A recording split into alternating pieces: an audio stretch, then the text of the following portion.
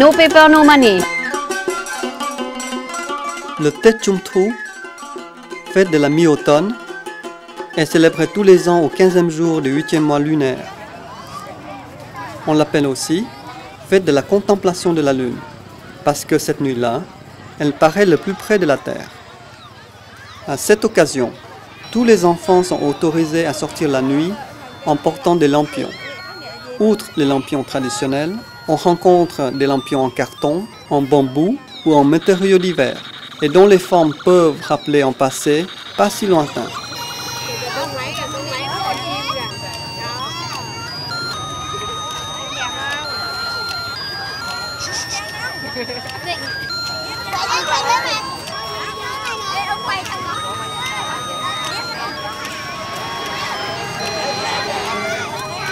Depuis longtemps, le Vietnam, avec d'autres pays asiatiques, rend un culte au génie de la lune, espérant du beau temps et une récolte abondante. Ces prières sont exprimées dans divers lieux de culte. La lune continue à rester, au fil des années, un astre mythique pour la plupart des Vietnamiens, et elle fait partie de leur vie quotidienne. C'est dans cette ambiance festive que Josette est plongée dès son arrivée.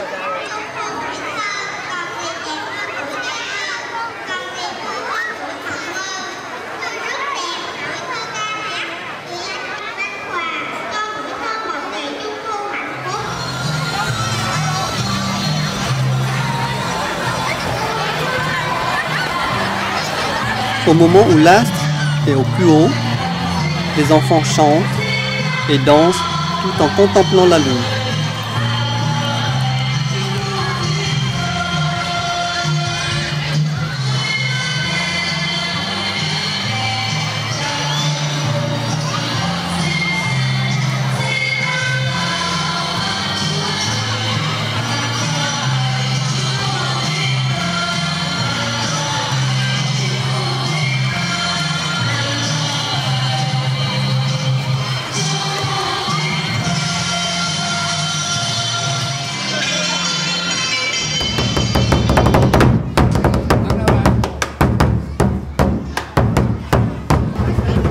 On organise les danses de la licorne et du dragon.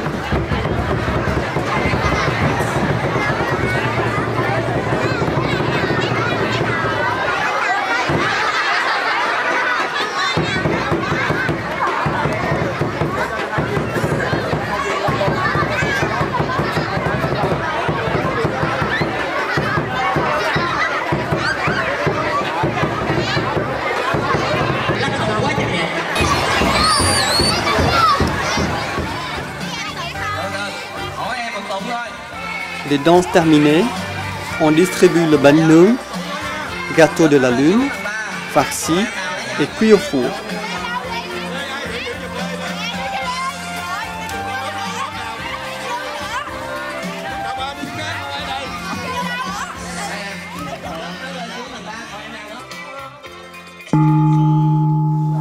Ông bãi ông nói hai tao về thành phố tụi bay, nói một tiếng đó xong rồi xe qua lại là mất xác luôn.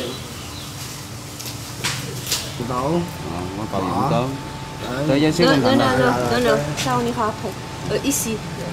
6 heures du matin, il est temps de se mettre en quête d'un moyen de transport pour aller à la rencontre de M. Su, responsable sur place de toutes les liaisons avec l'association Parrainage Vietnam. L'occasion également de partager un solide petit déjeuner en pho bò, soupe de bœuf, accompagnée de nouilles et de légumes. Bon, c'est bon, j'ai traversé en entier.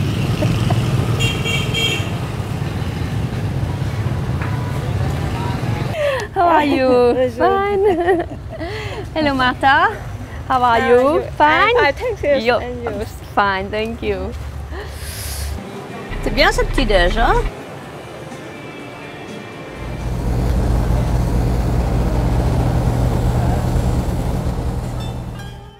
Les activités de parrainage Vietnam sont concentrées à Ho Chi Minh Ville, Saigon et dans la province contiguë de Dong Nai. Dans chaque lieu, les parrainages apportent un soutien régulier. En plus, À Vĩnh, une maison des activités avec lieu de réunion, salle de classe, bibliothèque ouverte aux habitants du village a été construite. À Bac Minh, c'est le financement d'un dispensaire qui a engendré le démarrage de Parrainage Vietnam. À Dai Dien, la construction d'une petite salle de classe a permis aux élèves de venir suivre des cours d'appoint. À l'école maternelle, des dons ont réglé l'installation du courant électrique et la construction de WC. À Saigon, un foyer a été soutenu dès 1995. Là, les enfants de la rue peuvent trouver refuge et formation. À une centaine de kilomètres, la garderie de Hoa Huế accueille 60 enfants. Et l'asile de Duc Long recueille une trentaine de personnes âgées, handicapées et ayant perdu tout lien avec leur famille. Josette, nous sommes au Vietnam, un pays qui t'est très cher. Est-ce que tu peux nous parler de l'association, de l'origine de l'association qui s'intitule Parrainage Vietnam? Oui, alors l'origine, c'est l'enfant que j'avais adopté, qui a passé 21 ans avec nous. Et à la suite de son décès, j'ai décidé de venir au Vietnam pour connaître sa famille et connaître le pays. Depuis quand as-tu fondé cette association? Au début, je n'avais pas vraiment l'intention de fonder une association. Donc, quand je suis venue la première fois en 1990, j'ai rencontré des gens extrêmement pauvres. J'ai été très frappée parce qu'ils ne m'ont pas demandé de l'aide. Donc, à quelque part, ça m'a plu. Et c'est moi qui leur ai spontanément offert d'essayer de faire quelque chose pour eux. Donc, le premier projet, ça a été la construction d'un dispensaire, un logement pour les religieuses. Moi, j'ai été frappée par ce qu'on pouvait faire avec très peu d'argent. Est-ce que tu peux me parler des projets de parrainage avec les jeunes enfants? Oui, donc on a commencé très rapidement avec les parrainages. L'idée, c'est que les personnes, ici les donateurs du parrain-marraine, donnent un certain montant chaque mois. Et de l'autre côté, on a des enfants qui nous sont recommandés par les responsables, qui reçoivent cet argent en priorité à utiliser donc, pour l'école, payer les frais scolaires, l'uniforme, etc. Et on leur demande d'écrire 2 fois par année pour donner des nouvelles.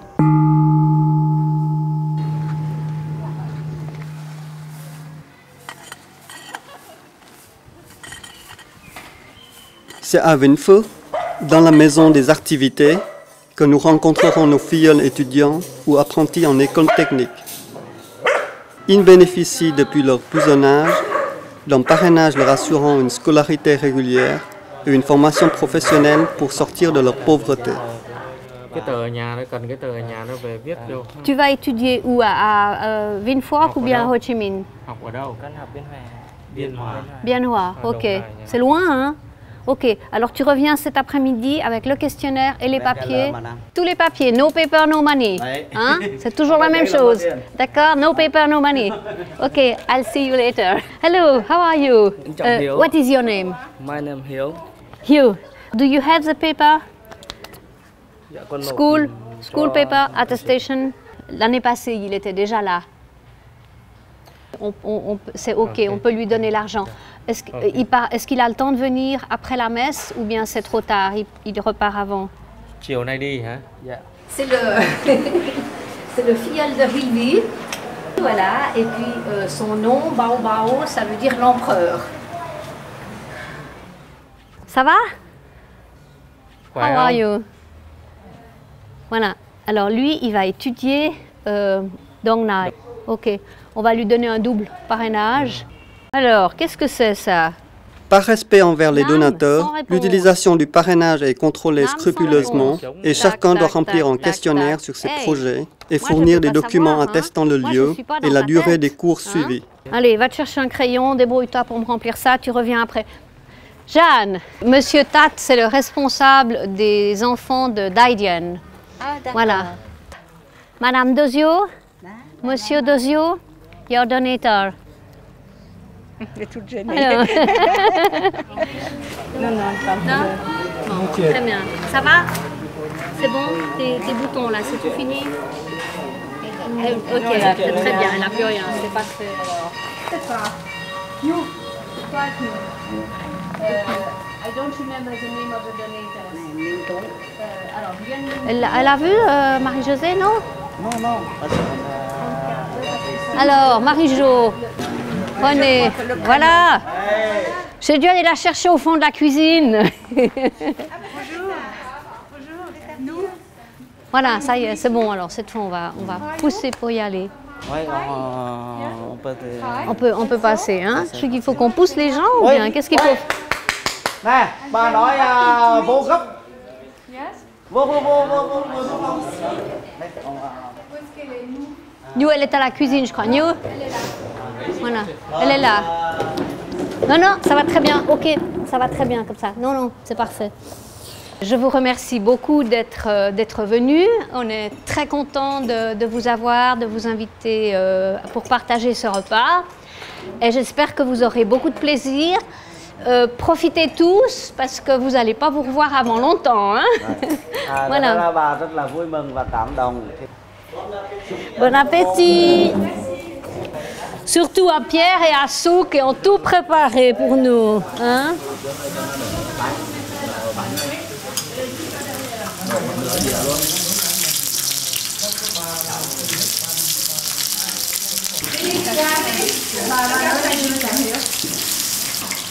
J'ai pas compris comment? Elle se fait,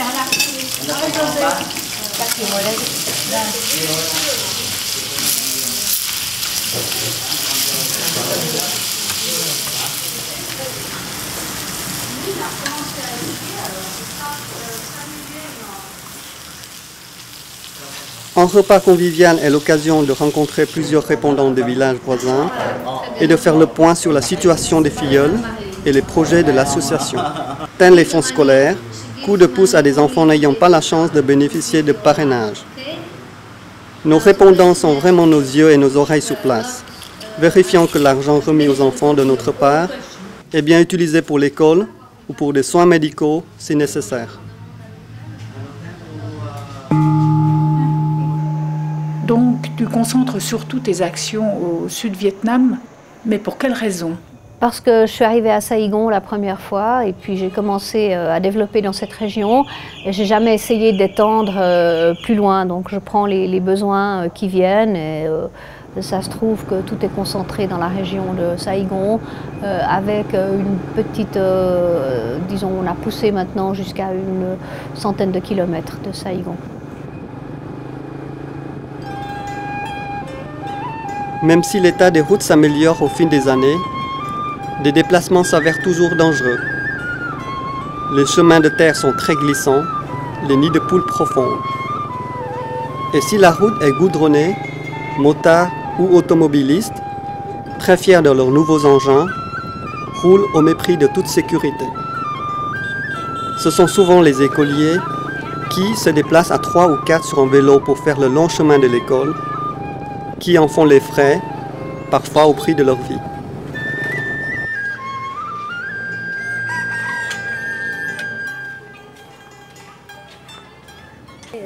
Ok, come on.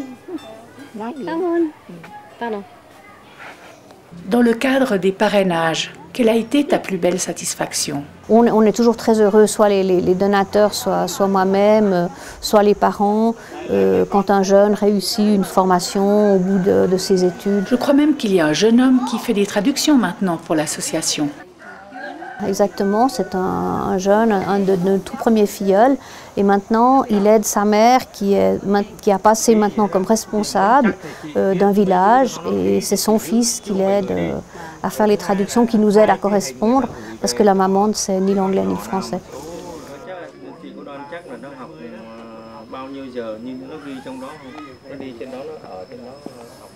Okay, so she's just taking classes. Is that all right? She's just taking classes for the bag. Okay.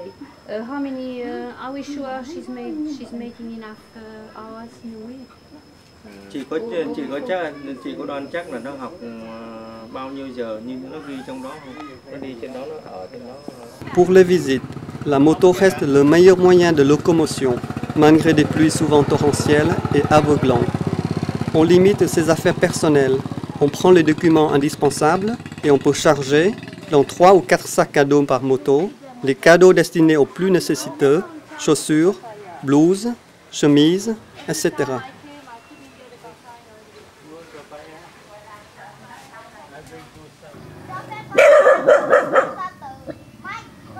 J'ai observé que les parents manifestaient souvent une très grande reconnaissance à ton égard.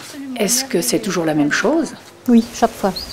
Ils manifestent leur Vraiment. enthousiasme? Toujours, ils sont extrêmement reconnaissants, extrêmement respectueux, extrêmement contents qu'on leur permette d'aller à l'école. Ça ressort aussi beaucoup dans la correspondance des enfants ou des parents.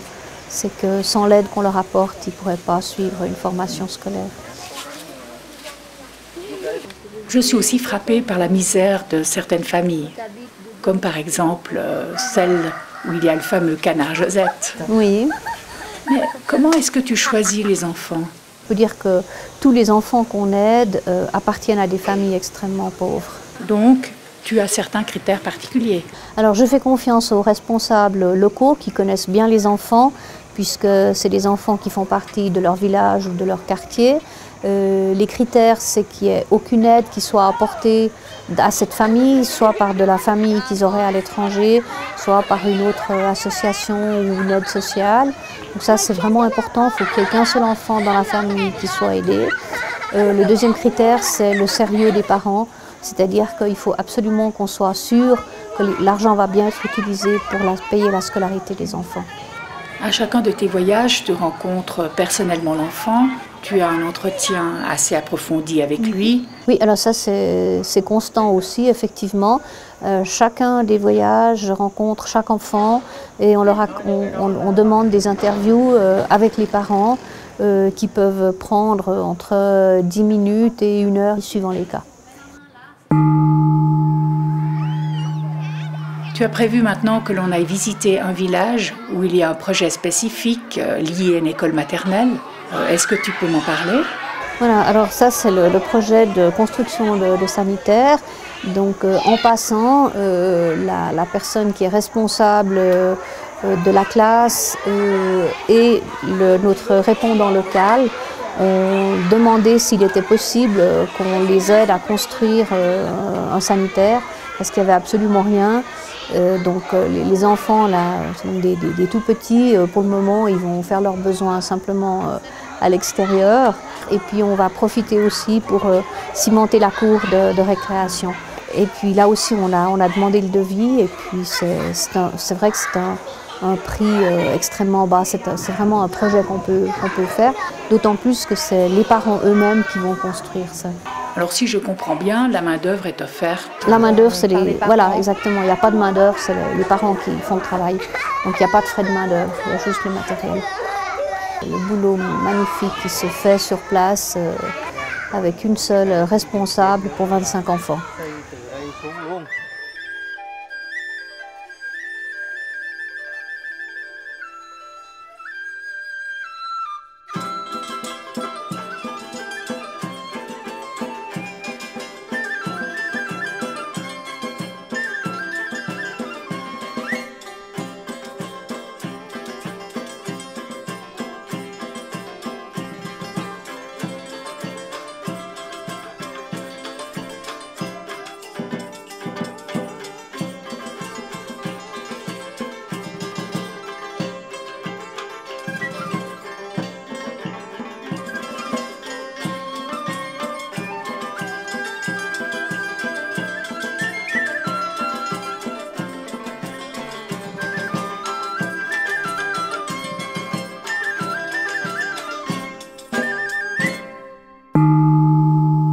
Oui, Josette, l'autre jour, en se promenant dans le quartier de la gare de Saigon, on s'est aperçu qu'il y avait un certain nombre d'enfants abandonnés.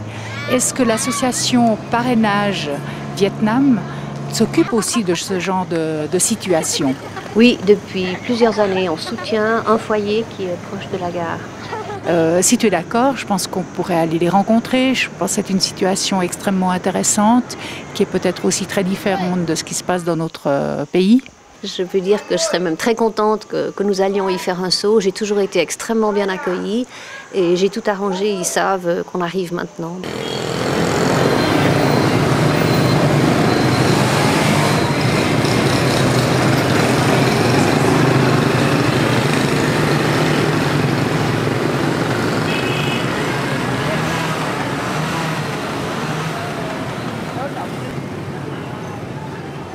Il n'est pas toujours facile de se repérer dans Saigon. mégapole qui se modernise à une telle vitesse.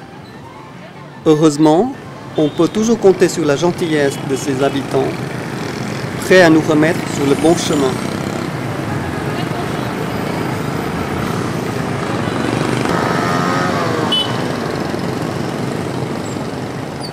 Quelques années plus tôt, s'élevaient ici des cahutes montées sur pilotis et dont les habitants ont été repoussés aux confins de la ville, tourisme oblige. Mais aussi un certain tourisme qui conduit les enfants à venir chercher en ville un travail entre guillemets dégradant pour ne pas mourir de faim. Tous n'ont pas la chance d'être accueillis dans un foyer comme celui-ci.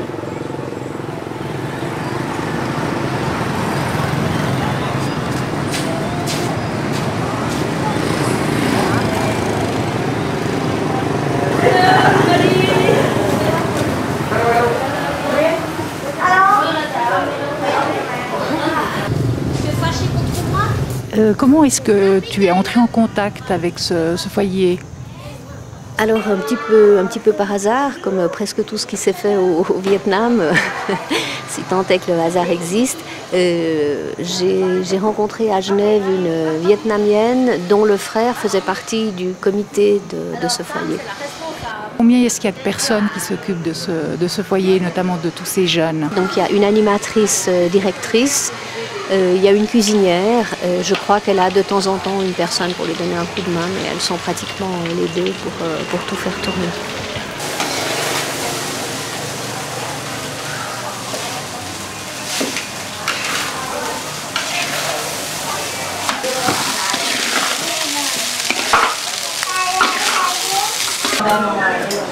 Đấy, chụp hình đi.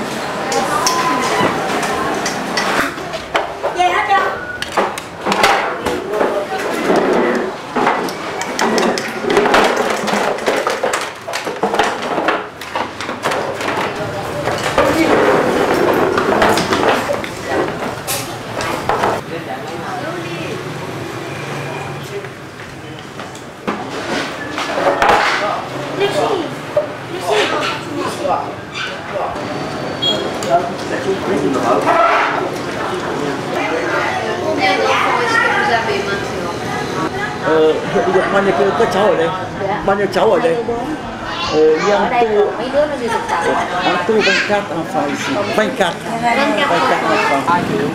Donc ces enfants sont généralement trouvés dans la rue ou est-ce que c'est la police qui leur ramène? Comment est-ce que ça se passe pour que ces enfants arrivent dans ce foyer? Alors, il y a un petit peu de tout, hein. Il y en a qui sont trouvés, à qui on propose de venir. Il y en a qui connaissent le foyer parce qu'ils ont des copains qui y sont. Et puis, il arrive aussi que la police amène des enfants. Ça a été le cas dernièrement avec un tout petit qui avait 1 année, par exemple, où la police spontanément l'a apporté ici pour qu'il soit pris en charge. Alors, quelle est l'aide concrète que l'association apporte à ce foyer? Alors c'est principalement une aide financière parce qu'ils ont très peu d'argent, le gouvernement donne un tout petit peu ou même des fois pas du tout de fonds financiers pour les enfants. Donc il n'y a absolument rien, il n'y a aucune autre association étrangère qui s'en occupe, bon, on est vraiment les seuls. Et le mieux, c'est de pouvoir donner de l'argent pour assurer la nourriture, les médicaments. De temps en temps, il arrive qu'on donne un supplément pour un bon repas à l'occasion du Nouvel An, par exemple, ou qu'on achète des vêtements, des objets de toilette, des choses comme ça. Donc ces enfants passent tout leur temps, en fait, c'est leur famille, ce foyer en quelque sorte. Oui, parce qu'ils n'ont absolument personne d'autre, donc ils sont envoyés à l'école. Ils ont des leçons particulières d'hygiène, par exemple, aussi, de lutte contre le sida. C'est aussi un point qui est très important. Une éducation qui se fait avec beaucoup de gentillesse. C'est vraiment une ambiance familiale.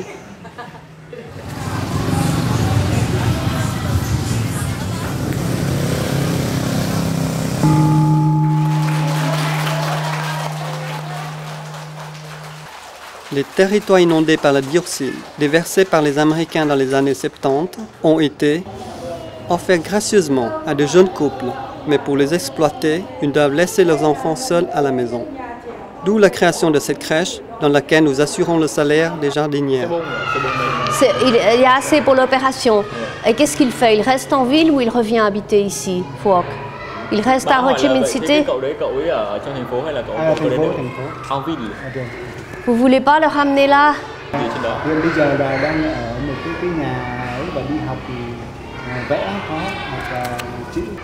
Maintenant, il est tout seul dans la nature à Ho Chi Minh City. Je peux pas lui donner d'argent comme ça. Moi, si j'ai des papiers, ça va, mais no paper, no money. Hein? Très bien, merci. Donc Josette, j'aimerais aujourd'hui que nous abordions la situation des personnes âgées au Vietnam, car je crois que notamment les différentes guerres qui ont émaillé l'histoire de ce pays ont laissé quand même passablement de personnes démunies qui sont actuellement âgées. Alors est-ce que l'association que tu as fondée entreprend un certain nombre de démarches pour ces personnes ou du moins apporte une certaine aide? On donne vraiment l'argent pour la nourriture de base, c'est-à-dire le riz, un petit peu de poisson séché, les sauces, les choses comme ça. Et puis maintenant, après avoir visité cet asile il y a 2 ans, on a vu qu'il y avait des conditions vraiment terribles de logement et on a demandé si on pouvait apporter éventuellement notre aide. Et là, on a démarré avec un projet qui a été très vite mené. En 6 mois, il y a une deuxième maison qui a été construite avec 4 chambres qui recueillent chacune 4 personnes. Chaque chambre a ses WC, salle de bain, oui, très rudimentaire, mais enfin, c'est presque du luxe, disons, pour ces personnes-là qui n'avaient vraiment rien du tout.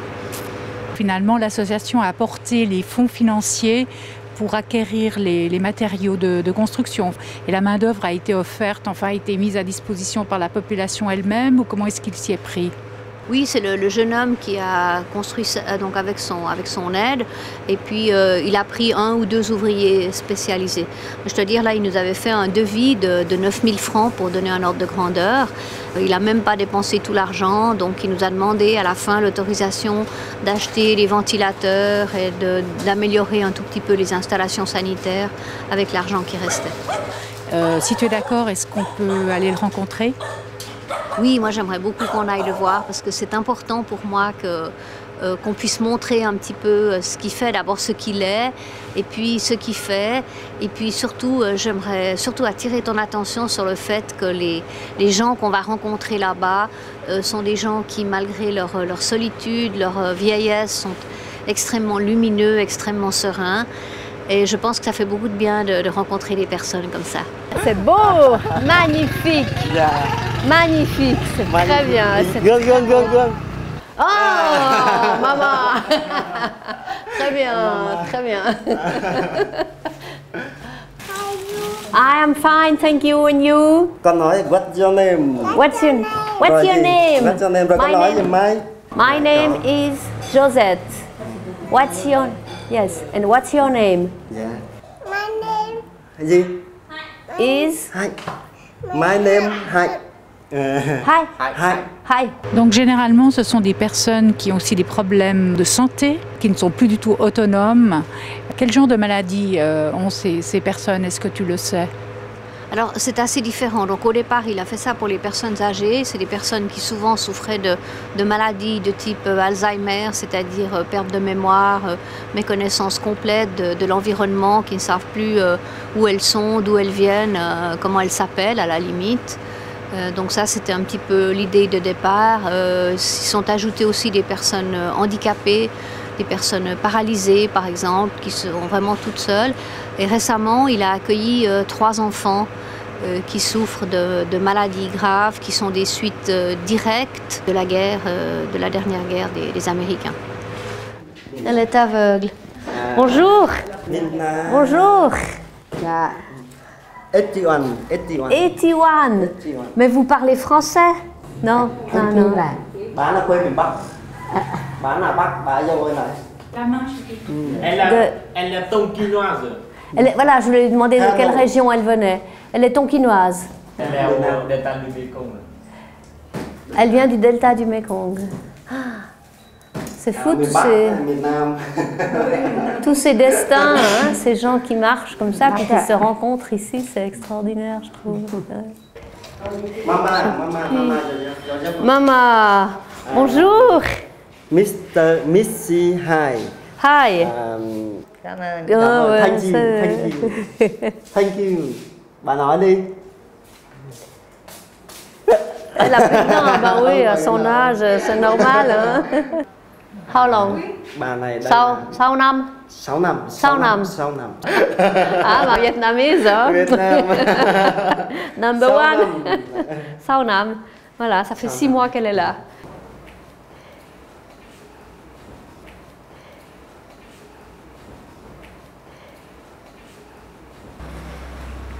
Bonjour. Missy Vĩnh. 60. 60. Mais moi, je suis émerveillée comme les gens sont bien soignés ici, bien tenus. Tout le monde est bien propre, avec des moyens très simples. C'est merveilleux. Je vous souhaite beaucoup de bonheur. Long Thành. Elle était à Longtan, elle. Oui, oui, oui, je sais. Je sais, je me souviens. Bonjour. Comment ça va? How are you? Ça va bien? Ça va bien? No, no, Oui, oui. không khỏe. Oui, oui, il y a longtemps qu'on se connaît. Ông Tàu là bà nhớ Long Thành. Cái thằng là Liệt nằm đó, mấy Liệt, thằng không, đó này, ba là người. hai người cùng ở chỗ tôi trên đó. Dạ. Monsieur chinois tơ là Monsieur Chinois, oui, oui, ça je l'ai su, oui, oui, oui. Je suis un vieux Chinois. Em trong chỗ ăn đi xe phân cô. Ah, voilà. Chinois. Hai thứ á. Tôi học đi xe phân cô Chinois. Chinois, tôi tán thức Chinois mà. Vous êtes chinois, vous? Chinois thì Ah. sao vậy? Cái này Long Giang á. Cô hay nó về đôi chân tàu. Trouvé tout petit dans une cheminée, Nghĩa, dont le nom signifie tendresse, a été ballotté de foyer en orphelinat. Quand il s'est retrouvé seul sur un trottoir à 7 ans, Niam l'a recueilli et a décidé de prendre soin de lui définitivement. Et puis il a 11 ans à peu près, il n'a pas sa date de naissance ou bien la dame. Nó khoảng 11 tuổi, 11 11 Il a 11 ans. c'était Vous pouvez lui expliquer que je vais chercher quelqu'un en Suisse qui va donner de l'argent pour lui, pour qu'il puisse aller à l'école, pour qu'il puisse manger. Yeah. chịu khó Yeah. kia chụp hình Oh, on fait une photo? Nhìn là gì ạ? Allez, je vais chercher quelqu'un pour toi. Hein? On va tâcher de trouver quelqu'un pour toi. Alors, Monsieur Niam, ça c'est pour lui, pour Nia. Octobre, novembre, décembre. 3 mois. 562 500. Hein? 3 fois. Voilà. Vous achetez pour lui, pour l'école. Pour l'école, il va payer l'école, l'uniforme avec ça. Et puis un petit peu la nourriture aussi. Hein? Tu peux signer pour l'argent là, viens voir. Tu écris ton nom là-dessus. Nào đây bây giờ bạn nó viết tên nó vào đây. Allez. Hop. Allez. Viết Ici, viens pas ici, voilà. Viết chữ nghĩa vào đấy. Trần Văn Nghĩa. Nghĩa Nghĩa viết chữ Nghĩa. Học tiếp, ăn học tiếp, còn nếu không thì phải học làm cái nghề. Sau khi mà có nghề rồi, làm việc rồi, có gia đình đàng hoàng rồi thì lúc Alors ça c'est la grosse question maintenant. Qui paye pour les cendres? 1, 2, 3. Comment ça se passe justement quand quelqu'un décède? Parce qu'en fait, il n'y a pas de famille qui va demander le corps. Oui, ça fait aussi partie de ses préoccupations parce que c'est lui qui est obligé de payer pour la cérémonie. Très souvent, on garde les cendres des gens de la famille sur l'autel des ancêtres et lui aimerait bien maintenir cette coutume vietnamienne. Niam me semble tout à fait à la hauteur de la beauté de ce paysage. Est-ce que tu partages cet avis? Oui, oui, tout à fait. Moi, je dirais que le lien qu'on peut faire entre l'asile et puis ce lieu absolument idyllique, c'est la sérénité. Comme je te disais, c'est des gens qui sont parfaitement sereins. Et puis là, il y a quelque chose, il y a une solidité aussi dans ces pierres. Un équilibre. Un équilibre, voilà, qui n'est pas sans rappeler justement la façon dont ces personnes peuvent terminer leur vie. Et aussi une certaine forme de solidarité parce qu'en fait tous ces monts qui sont là dans cette mer sont liés par le fond marin.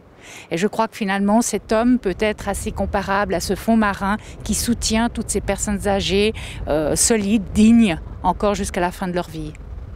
Alors ça c'est un poisson René.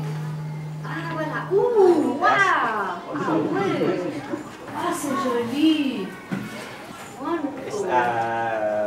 Land.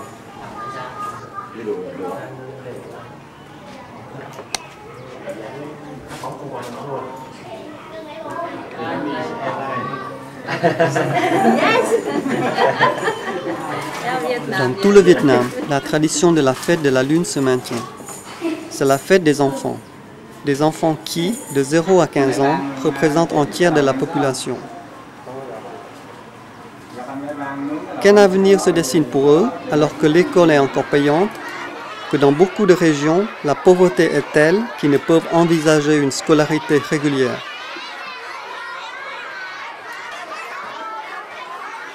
Le but premier de Parrainage Vietnam est de leur offrir la joie de s'instruire.